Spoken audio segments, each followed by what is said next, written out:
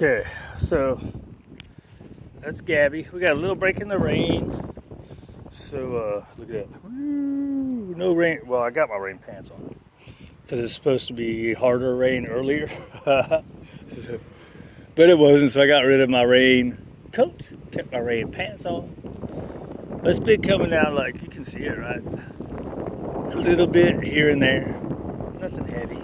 I think me and her got the worst of it. It came down a little bit harder a second ago.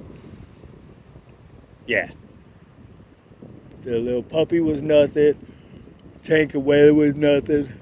Raider was nothing. Yeah. And then Honey was just like this. With me and her getting a little bit more.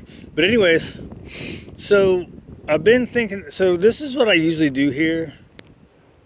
I kind of avoid, like, she's super excited about seeing dogs. So at first, when she first came, we thought she was a little aggressive, right? And then it was like leaning more than being dog aggressive, because she had been with dogs before. We were leaning more to the barrier frustration, the barrier aggression. So aggression specifically to being held back.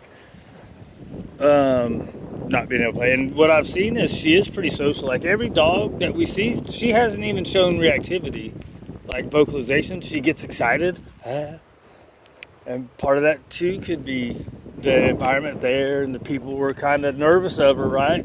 So if the people are nervous, a dog that has some dominant traits, like her, she's a pretty confident thing. They're gonna go that way, right? They're gonna take control of it if the people aren't. But anyways, a lot of these people around here, they have reactive dogs too. So what I tend to do is just avoid, right? Because I do it to kind of help them out, because most of them, they don't know what to do.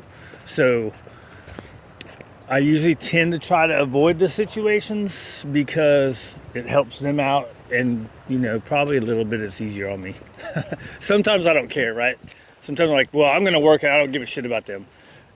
I don't like having that attitude though, because it's using their dogs as, is decoy the word? Bait? Not bait.